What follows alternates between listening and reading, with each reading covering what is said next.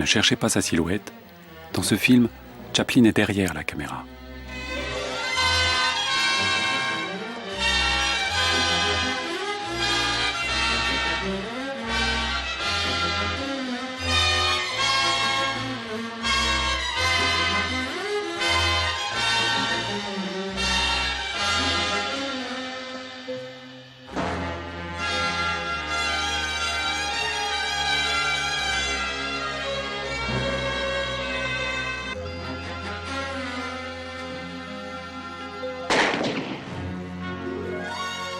A Woman of Paris, dont le titre français est L'opinion publique, date de 1922 et c'est le premier film réalisé par Charlie Chaplin au sein de la United Artists qu'il avait créé 3 ans plus tôt avec Douglas Fairbanks, Mary Pickford et D.W. Griffith.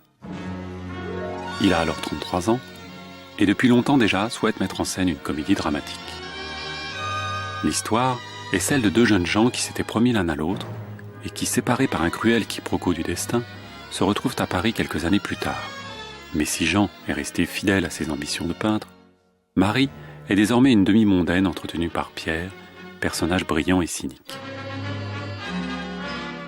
Chaplin considère d'emblée ce film comme un tournant dans sa carrière, aussi renonce-t-il au personnage déjà très populaire de Charlot, en n'interprétant aucun rôle. Edna Purviance, qui fut sa compagne dans la vie et sa partenaire dans la moitié de ses films précédents, est l'interprète féminine principale. C'est en s'inspirant des confidences d'une certaine Peggy Hopkins Joyce qu'il trouva l'intrigue du film. C'est pour Peggy que l'expression croqueuse de diamant a été créée dans les années 20. Une amie danseuse de Peggy, elle-même chez les Ziegfeld Girls. Après avoir divorcé son premier millionnaire avec une pension d'$1 million, elle est devenue un Ziegfeld Girl, un tremplin stratégique qui lui a rapporté 4 maris millionnaires de plus. En 1922, elle arrive à Hollywood avec l'ambition de faire une carrière d'actrice. Quand elle visite ses studios, Chaplin est intrigué par cette fille sortie de sa campagne qui s'est transformée en femme du monde. Ils ne se quittent plus pendant quelques semaines. Ils partent même en excursion à Catalina Island. Et les potins de Hollywood font de Charlie Chaplin la 6e conquête de Peggy. Mais Peggy se rend vite compte que Charlie n'a pas la carrure de ses entreprises lucratives habituelles. Et elle passe à des proies plus ambitieuses. Finalement, leur liaison a rapporté plus à Chaplin. Une liaison qu'il décrit d'ailleurs comme étrange et bref. Peggy lui avait donné l'idée de son prochain film. Au départ, Chaplin pensait intituler son film Public Opinion, puis Destiny. Il envisage même une bonne dizaine d'autres titres, avant de juger préférable de l'intituler A Woman of Paris, ceci afin de laisser sous-entendre que son œuvre ne prétendait en aucun cas être une satire des mœurs américaines. Cela n'empêchera pas que le film, sorti en 1923, soit boudé par le public et censuré dans plusieurs États pour cause d'immoralité. 80 ans après, A Woman of Paris, film injustement méconnu, marque néanmoins une date importante dans l'histoire du cinéma et reste une référence pour de nombreux cinéastes. I can tell you exactly what I remember. It must have been 1923 or 4. I knew quite a lot about films, but only in a very superficial and the way the ordinary public thinks about films. And then I saw that Chaplin had made a film in which he wasn't appearing, called A Woman of Paris, and I was absolutely knocked flat. Because suddenly the whole medium grew up before my eyes. Nobody had ever really done any realistic films at all before. Suddenly here was a grown-up film with people behaving as they do in life. And scenes treated with an enormous sophistication, like the sequence I always remembered all my life was the sequence where Monjou comes into the flat and she's furious with him and with life and everything and throws her pearl necklace out of the window and he roars with laughter.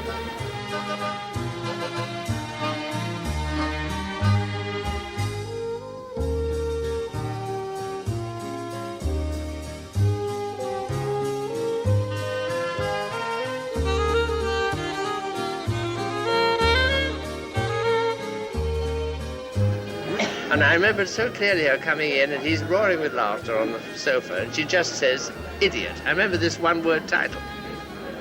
This was stayed with me for the whole of my life. So suddenly, to suddenly see such an intelligent and yet innocent sophistication, because there were many things about the film which were really, in a way, innocent. But it's a progenitor, obviously, of Monsieur Verdoux later on. But it's a much more grown-up film than Verdoux. But still, I was only 18, and the cinema had seemed to me up to then something quite different. Suddenly, it grew up and I grew up. And it's directly responsible for my own rather over-serious attitude to making films. You know, when I listen to Michael Powell, I agree with him in many ways. This is a grown-up film, and it is very real. It has more realism, this film, than many films that are made today. But another thing I liked about that scene, that's when the woman has told her lover upstairs, I want to get married, I want to be a mother, I want to have babies. And from the window, Chaplin is then also showing us maybe what motherhood could be. He shows us a mother who is very stressed, very poor, 2 children, running after, screaming, whatever, a man in front, no connection between the mother and the father. He shows us motherhood, babies, is maybe not the ideal that people would like to see. And this is so original to show from a window, from the point of view, very seldom, I would think, in these days, maybe it's the first time it's done, to show the reality of life while we, the audience, and the 2 main characters of the movie are watching from the window. I like that a lot. Montabel, qui fut longtemps l'un des assistants fétiches de Chaplin. Dans ce nouveau film, je l'ai entendu dire qu'il voulait explorer les limites de l'expressivité dont il avait fait l'expérience au travers de 8 années de travail cinématographique, avec l'éventail, la subtilité et la sophistication de sentiments et de motifs qui pouvaient être montrés à l'écran. I was struck by the film because it was real. I didn't really remember that Chaplin had this in him.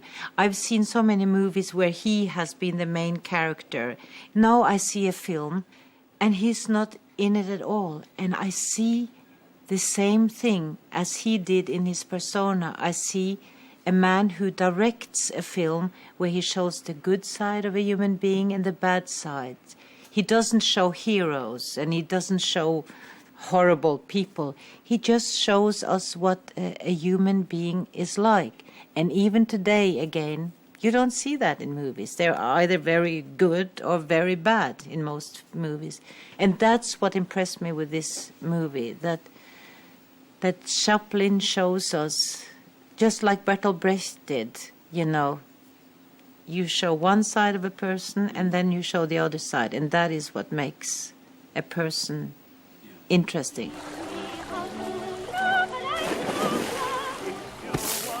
Durant la brève liaison de Chaplin avec Peggy Hopkins Joyce, Peggy lui avait désigné Adolphe Menjou dans un restaurant comme ayant l'allure tout à fait parisienne.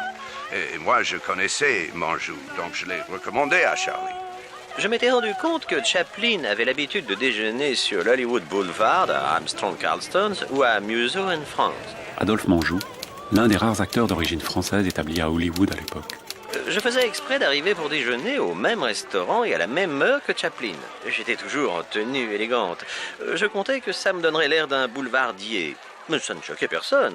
Les restaurants à Hollywood, à midi, sont pleins d'acteurs grimés et en costume. C'était plus incongru, je dois dire, quand je commandais au serveur assez fort, pour être entendu de Chaplin, des escargots frais dans une sauce au vin blanc. C'est ce manège, ou peut-être une de mes bobines d'un de mes films, qui a convaincu Chaplin de finalement me recevoir.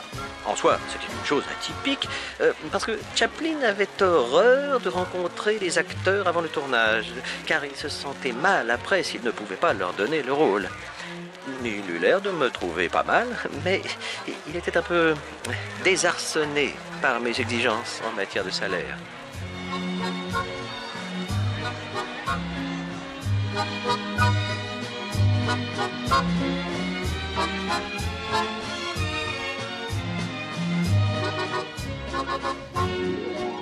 Chaplin, he's a male man, and the way he looked at women, I think, is very often from the male way of seeing women.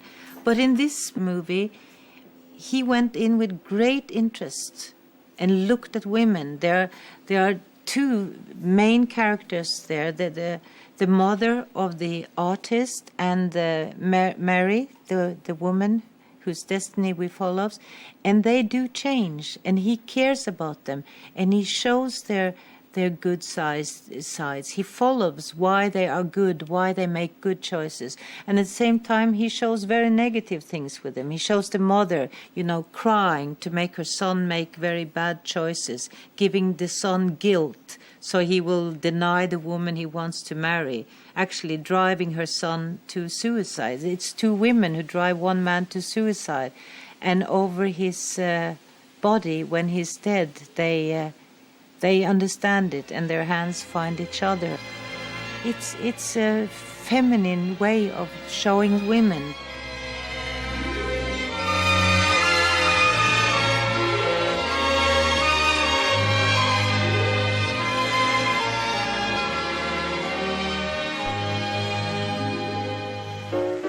Je me souviens, le tournage a démarré le 27 novembre 1922 et a continué 7 longs mois.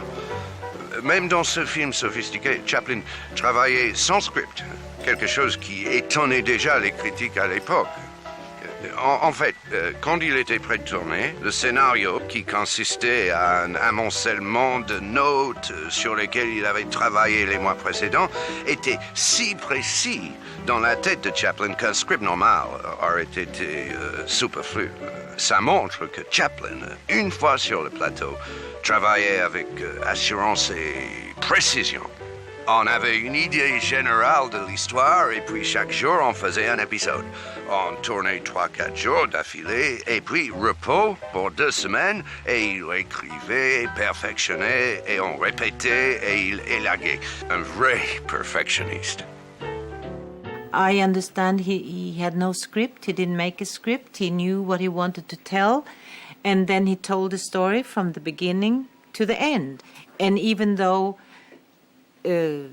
maybe scene number 2 is in her bedroom and scene number 6 is in her bedroom, he didn't do number 2 in the bedroom and number 6 in the bedroom at the same time. Oh no, he did scene 3, 4, 5, and then he went back to the bedroom, which is a very expensive way of doing the story, but it's also great for the actors, great for the cinematographer, great for the storytelling, specifically if you don't have a script.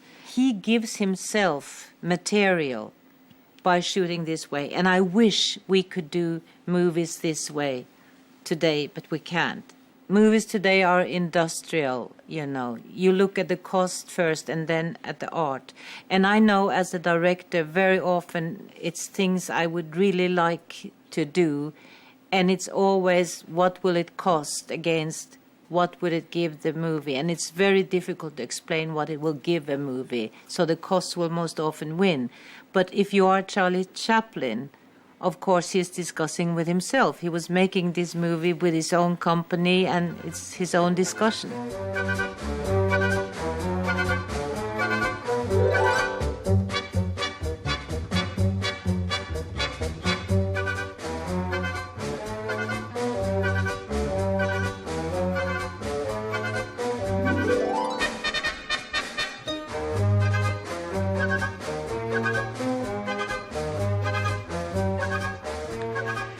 Je dois admettre qu'il a fallu que le tournage soit démarré pour que je commence à réaliser qu'on faisait un film original et motivant. Il avait cette merveilleuse, inoubliable phrase qu'il répétait sans arrêt durant le film. « Ne force pas la dose, n'en rajoute pas », disait-il. « Garde à l'esprit, le spectateur est tout à toi, il te scrute. » That's fantastic. I'm going to use that when I'm going to direct again. And you can see it with these actors. This is in a time long before people had learned in movies to act very natural and whatever. They are acting very natural. And watching this movie, I wasn't even missing that they spoke, because it's realistic acting.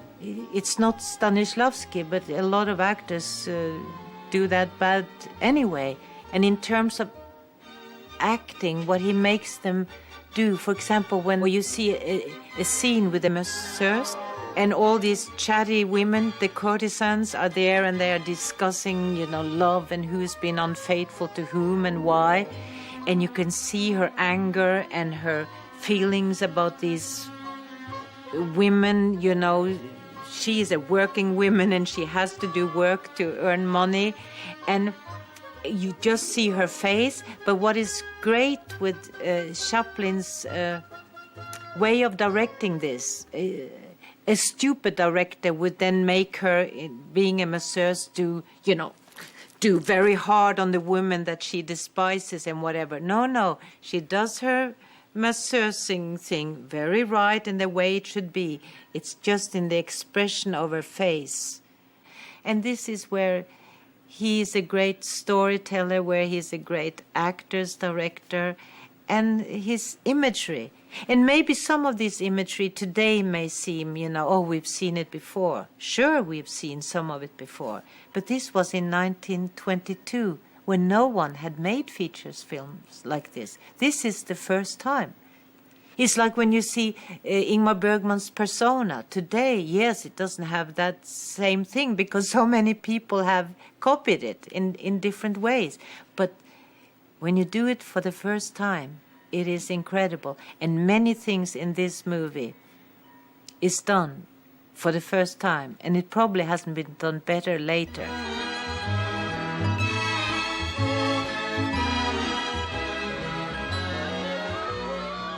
À cause de la censure qui sévissait dans plusieurs États à l'époque, Charlie devait indiquer la relation entre les deux protagonistes principaux d'une façon ni évidente ni offensante.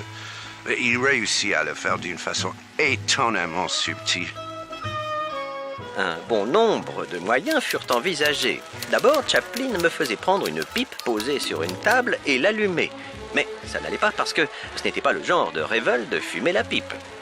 Après, il pensa que la femme de chambre pourrait m'apporter des pantoufles, mais ça n'allait pas parce que je venais chercher Marie pour sortir. Finalement, Charlie eut l'idée du mouchoir et ça régla le problème. Mais quand Chaplin eut cette idée, l'accessoiriste n'avait pas garni les tiroirs du chiffonnier. Alors, c'est moi qui suis allé chercher dans ma loge plusieurs mouchoirs et un de mes faux cols. Soudain, l'un d'eux tomba du tiroir et ça a donné une idée à Chaplin pour une scène suivante. La femme de chambre fait tomber un faux col par accident et révèle ainsi à l'ancien amoureux de Marie qu'elle vivait avec moi. Enfin, avec mon personnage. Ce genre de petits détails donnait au film un ton qui était nouveau au cinéma. He chose to make this movie so nobody would believe, oh, this is in the United States, and then the censor would be even more critical than they already were. So he made them non-Americans because Parisians, we know anyway, are more immoral. But what do I know? That's what we always hear. You know what I think is immoral? I don't think it's immoral to love each other without wedlock. I don't think it's immoral to love all over the place if that's what you feel like. But to sell yourself for love or to buy for love, yeah, I think that's immoral because that's taking away the pleasure of what love itself can be. Because actually, I think this is even part of this story. I think Marie and Pierre, I think they loved each other. So if she hadn't been bought and if he didn't have to buy, I think they would have recognized, we really love each other. Why don't we stay together, married or whatever?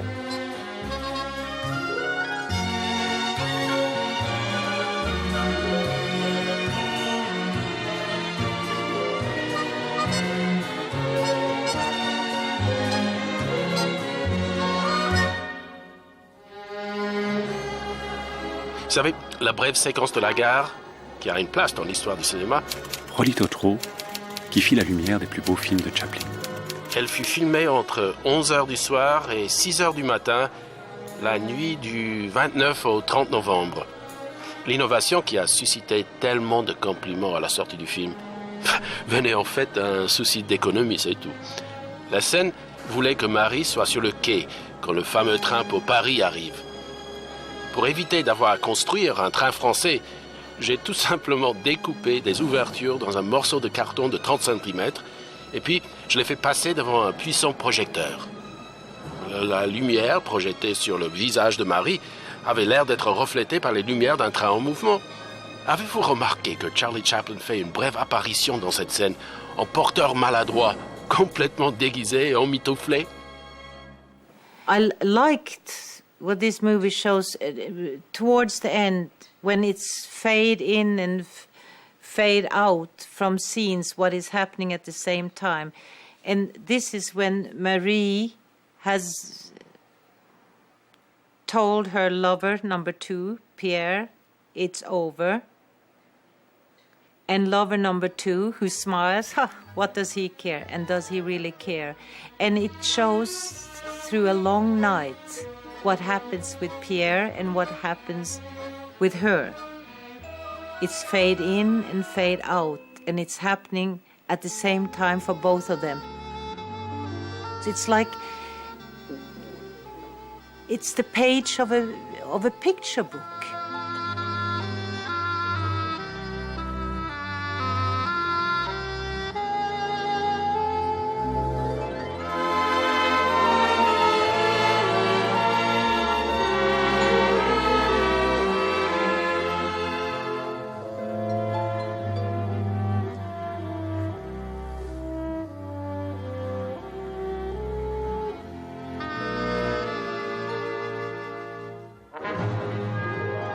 La scène finale du film, et donc le dernier jour de tournage, n'oubliez pas que Chaplin tournait dans l'ordre de l'histoire, avec Revel et son secrétaire roulant à fond sur une route de campagne, a été tourné le lundi 25 juin 1923. 1 an, 1 mois et 14 jours après que Chaplin ait commencé à travailler sur le scénario, le montage était fini.